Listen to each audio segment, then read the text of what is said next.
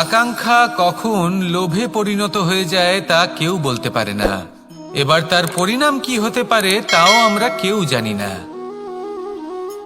আজ আমি আপনাকে বলছি, কোনো ব্যক্তি সবথেকে বেশি ক্ষতির সম্মুখীন তখনই হয় যখন সে এটা মনে করে যে সে সবথেকে বেশি সুরক্ষিত স্থানে রয়েছে। সে ভাবে যে সে সেখানে সুরক্ষিত রয়েছে। সে তখন অসাবধান হয়ে পড়ে, আর তখনই তাকে জীবনের সবথেকে বড় ক্ষতির সম্মুখীন হতে হয়। নিঃস্ব হয়ে যাওয়ার পরিস্থিতি কোনো মানুষের জীবনে তখনই আসে যখন তার কাছে প্রচুর সম্পত্তি থাকে এবং সে তার থেকেও অনেক বেশি সম্পত্তি অর্জন করতে চায়। সেই অনেক বেশি সম্পত্তি অর্জন করার চেষ্টায় সে এমন কিছু করে বসে যার ফলে তাকে সমস্ত সম্পত্তি হারাতে হতে পারে। একজন রচনাকার নিজেই নিজের প্রতিভা একদম শেষ করে দিতে পারে যখন সে অনেকগুলো কাজ নিজের কাঁধে নিয়ে নেয়। একটা গুরুত্বপূর্ণ কথা সবসময় মনে রাখবেন, আজ আপনি যেখানেই থাকুন না কেন, যেমনই যে কোনো স্থানেই থাকুন না কেন, এর পেছনে আপনার আকাঙ্ক্ষার একটা বিশাল ভূমিকা রয়েছে। কিন্তু মনে রাখবেন, আপনাকে শিখতে হবে যে কখন আর কিভাবে নিজের উচ্চাকাঙ্ক্ষাগুলিকে লাগাম পরাতে হবে, কারণ এটা অত্যন্ত আবশ্যক। তাই আসুন আর আমার সাথে ভালোবেসে বলুন, রাধা রাধা। রাত্রে আমরা সুখ নিদ্রা লাভ করি, আমরা স্বপ্ন দেখি, ভবিষ্যতের পরিকল্পনা করি, খুব ভালো লাগে। সকালে যখন চোখ খুলি নিদ্রা ভঙ্গ হয়, স্বপ্ন সেইখানেই ভেঙে যায়, আর তারপর আমরা আমাদের রোজকার জীবন যাপন করি। স্বপ্ন হয়তো মানুষ রাতের বেলায় দেখেন, কিন্তু সেটাকে সার্থক দিনের বেলাতেই করতে হয়। রাতে মধুর বাতাসের নিচে কোমল শয্যায় শুয়ে মাতার গলায় মিষ্টি গান শুনতে শুনতে নিদ্রায় আচ্ছন্ন হওয়া, স্বপ্ন দেখা, ভবিষ্যতের পরিকল্পনা করা বড়ই সরল। কিন্তু সকালবেলায় সময় মতো উঠে সূর্যের তাপ সহ্য করে, সেই উষ্ণতা সহ্য করে সর্বাঙ্গ ঘেমে গিয়ে নিজের পথ খুঁজে বের করা, সেই পথে অগ্রসর হওয়া, বাধা বিপত্তি এসবের সম্মুখীন হওয়া, আর তারপর লক্ষ্য লাভ করা, এগুলো কঠিন কাজ। এ হলো অত্যন্ত কঠিন কাজ। যদি আপনি চান যে স্বপ্ন আপনি দেখেছেন তা সত্যি হোক, তাহলে দিনের বেলায় আপনাকে বেরিয়ে কর্ম করতেই হবে, পরিশ্রম করতেই হবে। মনের এই চক্ষু দিয়ে স্বপ্ন দেখা সম্ভব, কিন্তু যদি আপনি বুঝতে পারেন যে এই স্বপ্নই হলো আপনার লক্ষ্য, তাহলে তাকে সার্থক করতে শুধুমাত্র পরিশ্রম দ্বারাই করতে হবে। তাহলে পরিশ্রম করুন আর আমার সাথে ভালোবেসে বলুন, রাধা রাধা। মানুষের জীবনে তিনটি গুণ অত্যন্ত প্রয়োজনীয়: শ্রদ্ধা, বিনম্রতা, যোগ্যতা। যদি জ্ঞান লাভ করতে চান তাহলে শ্রদ্ধার প্রয়োজন, যদি মান লাভ করতে চান তাহলে স্বভাবে বিনম্র হওয়া প্রয়োজন, আর যদি মনোবাঞ্ছিত স্থান লাভ করতে চান তাহলে যোগ্যতার প্রয়োজন। বিষয়টা সহজ। শ্রদ্ধা আপনাকে জ্ঞান দেবে, নম্রতা আপনাকে মান, আর যোগ্যতা উচিত স্থান দেবে। কিন্তু যদি আপনি এই তিনটি গুণ সম্মিলিত করেন তাহলে এমন কিছু লাভ করবেন যা এই সব কিছুর থেকে অনেক ঊর্ধ্বে। সম্মান। আর এ হলো সেই সম্মান যা প্রত্যেক মানুষের নিজের জীবনে লাভ করতে চেষ্টা করা উচিত, কারণ এই হলো সেই সম্মান যার কারণে আপনি চলে যাওয়ার পরেও এই সংসার আপনাকে ভালোবাসবে আর মনে রাখবে। আসুন আমার সাথে ভালোবেসে বলুন, রাধা রাধা। অনেক সময় আমরা জীবনে অনেক মানুষকে এমন বলতে শুনে থাকি যে আমি অসফল হয়েছি কারণ আমার সময় ভালো যাচ্ছিল না, আমি এই জিনিসটা লাভ করতে চাইছিলাম কিন্তু করতে পারলাম না কারণ আমার সময়টা ভালো যাচ্ছিল না, আমি আমার জীবনে ওই মহান কাজটা করতে চাইছিলাম কিন্তু করতে পারলাম না। কেন? কারণ আমার সময়টা ভালো যাচ্ছিল না। কিন্তু যে মুহূর্তে ভালো সময় আমার জীবনে আসবে আমি সব কিছু প্রাপ্ত করব। এমন প্রায় প্রত্যেকেই বলেন আসুন একটা কথা বোঝা যাক। একজন মালিকে দেখুন, সে প্রত্যেক দিন গাছের সেবা করে, তাকে জল দেয়, তার যত্ন আত্তি করে। কেন? প্রত্যেক দিন সেই গাছ ফল দেয় না। সঠিক সময় এলে তবেই সেই গাছ ফল দেয়, কিন্তু প্রত্যেক দিন মালি তার সেবা করে, তাকে যত্ন করে। শুধুমাত্র তখন করে না যখন সেই গাছ ফল দিতে সক্ষম। আর যদি মালি গাছের যত্ন প্রতিদিন না করে, তাহলে হয়তো সেই গাছ ফল দিতেই পারবে না। এটাই হলো আমাদের জন্য একটা শিক্ষা। যখন সময় আমাদের জন্য অপেক্ষা করে না, তখন আপনি সময়ের জন্য কেন অপেক্ষা করছেন? ভালো সময়ের জন্য অপেক্ষা করবেন না। ভালো এবং শুভ কর্ম দ্বারা ভালো সময়কে নিজের কাছে টেনে আনুন। নিরন্তর কর্ম করুন, পরিশ্রম করতে থাকুন। শুভ সময় আপনা থেকেই আপনার কাছে আসবে। আসুন আমার সাথে ভালোবেসে বলুন, রাধা রাধা। মানুষের এই সংসারে জীবনযাপন করার জন্য কিছু জিনিসের প্রয়োজন পড়ে। এমন কিছু আবেগ, এমন কিছু বস্তু আছে যেগুলো তার প্রয়োজন হয়। কিন্তু সব থেকে বেশি যে জিনিসটা তার প্রয়োজন হয় সেটা হলো সম্মানের। আমাদের ভালো লাগে যখন কেউ আমাদের সম্মান করে। আমরা কাউকে সম্মান করলে তারও সেটা ভালো লাগে। কিন্তু আপনি দেখবেন যে সংসারে বেশিরভাগ মানুষ দুটি মাপদণ্ডের ভিত্তিতে সম্মান করেন। হয় বয়স দেখে করেন বা উপার্জন দেখে, অর্থাৎ সেই ব্যক্তি কতটা উপার্জন করেন। এবার ভেবে দেখুন, এটা আবশ্যক নয় কারোর বয়স যদি বেশি হয় তার বুদ্ধিও ততটাই বেশি হবে।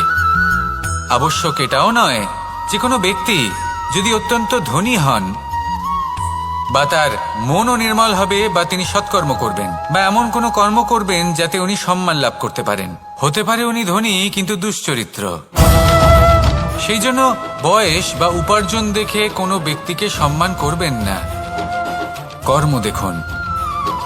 যদি গভীরভাবে ভেবে দেখেন তাহলে দেখবেন যদি কোনো মানুষ কোনো সৎকর্ম করেন তাহলে তার প্রতি হৃদয় থেকে সম্মান জাগ্রত হয়। এটাই হলো সেই সম্মান যা অর্জন করতে হবে।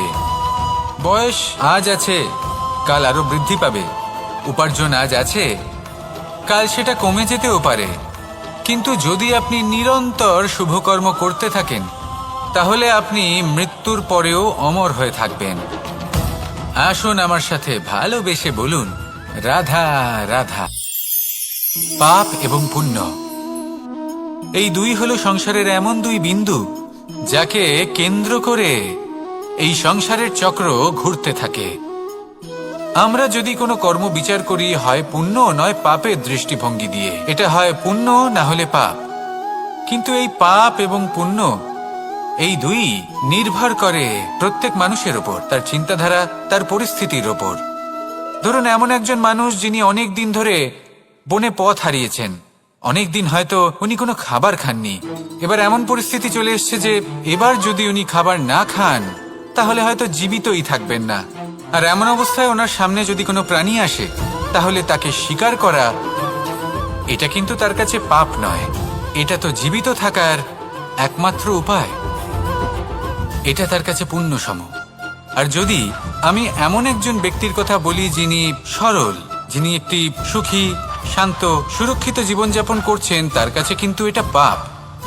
এইরকমই এই সংসারে ভিন্ন ভিন্ন পরিভাষা আছে পাপ এবং পুণ্যের। তার মধ্যে যদি আমি আপনাকে একটি সরল পরিভাষা দিই, সেটা হলো জীবনে যখনই কোনো কর্ম করবেন সেটা নিয়ে একটু ভেবে দেখুন যে এই যে কাজটা আমি করছি তার ফলে এই যে অন্য মানুষেরা আছেন এই সংসারে, তারা কি দুঃখ পাবেন? যদি তারা দুঃখ পান তাহলে সেটা পাপ। যদি আপনি এমন কোনো কর্ম করেন যার ফলে অন্যরা প্রসন্নতা লাভ করেন, তাদের মুখে হাসি ফুটে ওঠে, যদি তারা প্রেরিত হন, জীবনে সামনে এগোতে পারেন, তাদের বিকাশ হয়, তাহলে এটা হলো পুণ্য। তাই জীবনে সবসময় পুণ্য করতে থাকুন আর আমার সাথে ভালোবেসে বলুন, রাধা রাধা। বনস্পতি ফলনের জন্য আমাদের কিসের প্রয়োজন পড়ে? একটু ধরিত্রীর, একটু পরিশ্রমের আর একটা বীজের। এবার যদি মানুষের কথা বলি তাহলে এখানে ধরিত্রী হলো মানুষের এই জীবন, যেখানে মানুষ নিজের ইচ্ছের ফল ফুল ফলন করতে চায়। পরিশ্রম হলো আমাদের কর্ম, আর বীজ হলো আমাদের নির্বাচন। আমাদের বেছে নিতে হবে যে আমরা কি বপন করব, আম নাকি ফণি মনসা। এর মধ্যে আমরা কি পেতে চাই? রসালো ফলের ফলন চাই নাকি কাঁটার ফলন চাই, তা আমাদের উপর নির্ভরশীল। কিন্তু একটা কথা ঠিক, লক্ষ্য যেমনই হোক না কেন, জীবন যেমনই হোক না কেন, যদি আপনি লক্ষ্যের দিকে এগোতে থাকেন তাহলে কর্মের সাথে খামখেয়ালি আচরণ করতে পারবেন না। যদি আপনি এমন করেন তাহলে এটা আপনাকে একটা অনুচিত লক্ষ্যে পৌঁছে দেবে, সেটা কিন্তু নিশ্চিত। সবসময় এটা মনে রাখবেন, কর্মের সাথে খামখেয়ালি হবেন অর্থাৎ কর্মফলও আপনার সাথে খামখেয়ালি হবে। তাহলে নিষ্ঠার সাথে কর্ম করতে থাকুন আর নিজের লক্ষ্যকে প্রাপ্ত করুন। আর আমার সাথে ভালোবেসে বলুন, রাধা রাধা। অগ্নি চতুর্থ তত্ত্ব, সব থেকে বেশি গুরুত্বপূর্ণ কিন্তু তার থেকেও বেশি ভয়াবহ। কখনো অগ্নিকে নিয়ন্ত্রিত রূপে উনুনে জ্বলতে দেখেছেন? এই অগ্নি আমাদের খাবার বানাতে সাহায্য করে, যা আমাদের শক্তি প্রদান করে। কিন্তু এই অগ্নি যখন বিচলিত হয়ে, অনিয়ন্ত্রিত হয়ে কোনো বনের আগুন হয়ে ওঠে, তখন মহা বিনাশ ঘটে যায়। আপনারই অন্তরের ঊর্জা হলো এই অগ্নি। এটা আপনার শক্তিও, আপনার ক্রোধ। একে ব্যবহার কিভাবে করবেন তা আপনারই হাতে। যদি কোনো ব্যক্তি নিজের অন্তরের এই ঊর্জাকে ব্যবহার করেন শক্তির রূপে, তাহলে সে বিকাশ ঘটাতে পারে, নির্মাণ ঘটাতে পারে। কিন্তু যদি কোনো ব্যক্তি তার অন্তরের ঊর্জাকে বিধ্বংসী অস্ত্র বানিয়ে ফেলেন, তাহলে নিশ্চিত রূপে মহা বিনাশ ঘটতে পারে, যাতে বিনাশ তারও অবশ্যই হবে। অনেক বছর পূর্বে এমনই এক আগুনের দ্বারা এই সুন্দর পৃথিবীর নির্মাণ হয়েছিল। আর অনেক বছর পূর্বে এমন এক আগুনেই সমস্ত জীব এবং সংসার বিলুপ্ত হয়ে গেছিল। এবার আপনি আপনার অন্তরের ঊর্জা দ্বারা বিনাশ ঘটাতে চান নাকি নির্মাণ ঘটাতে চান, সেই সিদ্ধান্ত আপনারই। আসুন আমার সাথে ভালোবেসে বলুন, রাধা রাধা। কখনো কখনো এমন হয়, আমরা আমাদের বাড়ির উঠোনে বীজ বপন করি আর তা বিকশিত হয় একটা সুন্দর বৃক্ষে। তার শাখাগুলি প্রতিবেশীর বাড়ি পর্যন্ত পৌঁছয়। ফলের বর্ষণ প্রতিবেশীর বাড়িতেও হয়ে থাকে।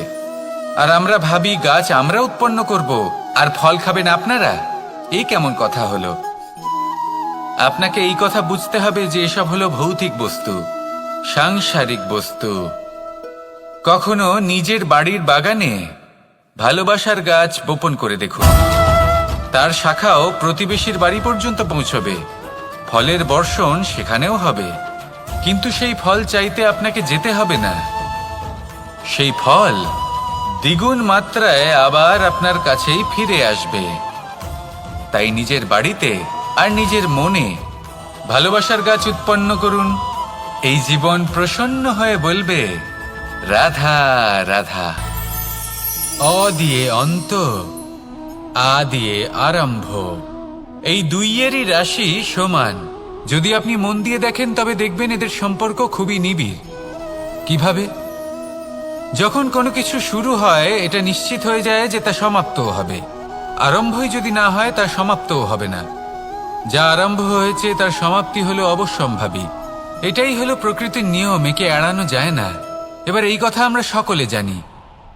এবার মানুষ কি ভাবে যে সমাপ্তির পরে কি হতে পারে, এর উত্তর তাদের কাছে নেই।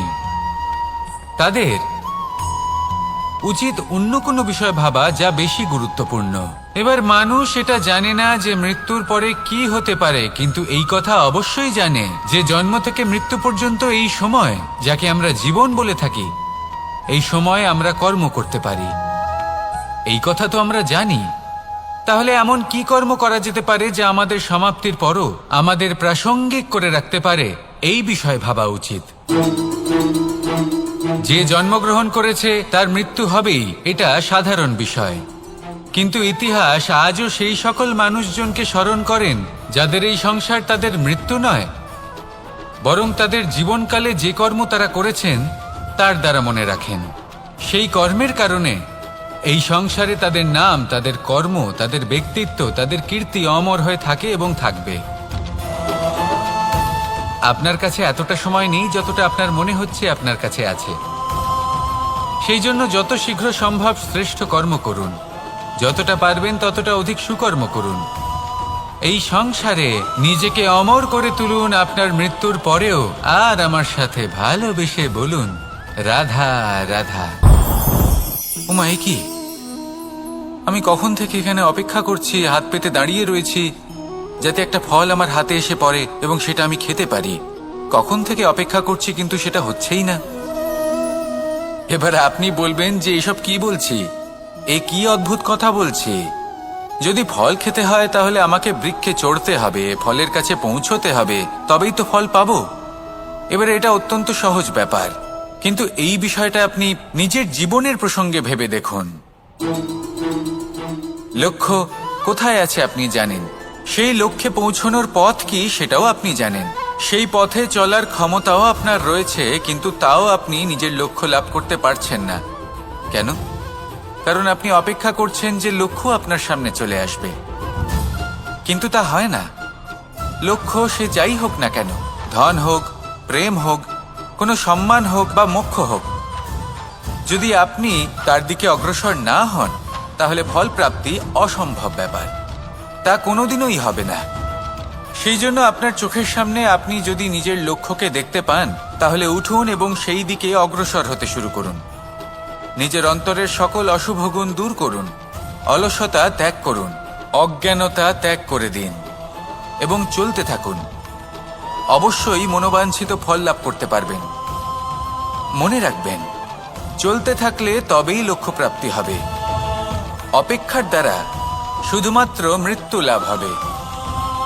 আসুন আমার সাথে ভালোবেসে বলুন রাধা রাধা।